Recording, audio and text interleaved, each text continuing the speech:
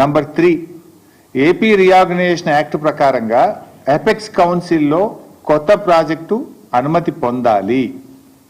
Number 4, central water commission clearance తీసుకోవాలి. Number 5, environment clearance తీసుకోవాలి.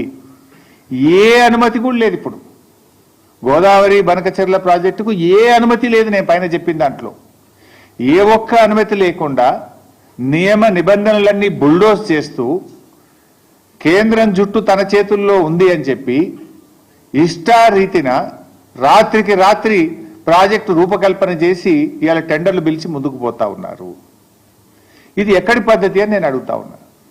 అంటే మేము కాళేశ్వరం కడతానో, భక్తరామదాస్ కడతానో, మేము పాలమూరు కడతానో, దిండి కడతానో, ఆ రోజు కేంద్ర ప్రభుత్వానికి లేఖలు రాస్తారు, సిడబ్ల్యూసీకి లేఖలు రాస్తారు, గ్రీన్ ట్రిబ్యునల్లో కేసేస్తారు, హైకోర్టులో కేసేస్తారు, సుప్రీంకోర్టులో కేసులు వేసి మోకాలు అడ్డం పెట్టే ప్రయత్నం చేస్తారు.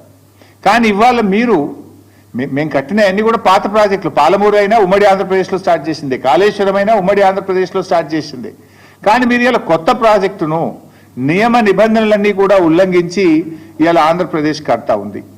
ఇది జరుగుతూ ఉంటే మరి మన ముఖ్యమంత్రి గారు పోయినసారి అసెంబ్లీలో మాట్లాడింది రేవంత్ రెడ్డి, బడ్జెట్లో మనకు గుండు సున్నా పెట్టినరు, మన ప్రాజెక్టులకు అనుమతిస్తలేరు, మనకు ఏమీ రావడం లేదు, నేను నీతి ఆయోగ్ మీటింగ్ను బైకాట్ చేస్తున్నా అని చెప్పి అసెంబ్లీలో చెప్పిండు. ఏమిచ్చిండ్రు? నువ్వు కట్టమన్న మూసీ సుందరీకరణకు ఇదివరకు డిఫెన్స్ ల్యాండ్ రాలే.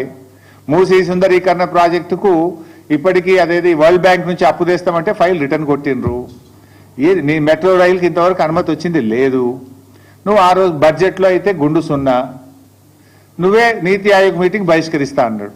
మరి నిన్న నేను పొద్దుగాలనే అందరికంటే ముందు పోయి కూర్చున్నాడు. నిన్న నీతి ఆయోగ్ మీటింగ్లో అందరికంటే ముందు పోయి రేవంత్ రెడ్డి రాత్రే పోయిండు, పొద్దుగాల ఫస్ట్ కూర్చున్నాడు. మంచి రాముడు మంచి బాలు లెక్క కూర్చున్నాడు. నేను అనుకున్నా దీని గురించి మాట్లాడతాడేమో, ఈ గోదావరి బంకచెర్ల ప్రాజెక్టును గట్టిగా ఎదిరించడానికే పోయిండేమో, నిలదీయడానికే పోయిండేమో ప్రధానమంత్రిని అని నేను అనుకున్నా. కానీ చూస్తే అసలు ఈ ప్రాజెక్టు గురించి మాట్లాడిన సందర్భం కూడా లేదు. ప్రధానమంత్రిని వ్యక్తిగతంగా కలిసి కూడా ప్రెస్ నోట్ రిలీజ్ చేస్తే దీని మీద మాట్లాడిన పరిస్థితి లేదు.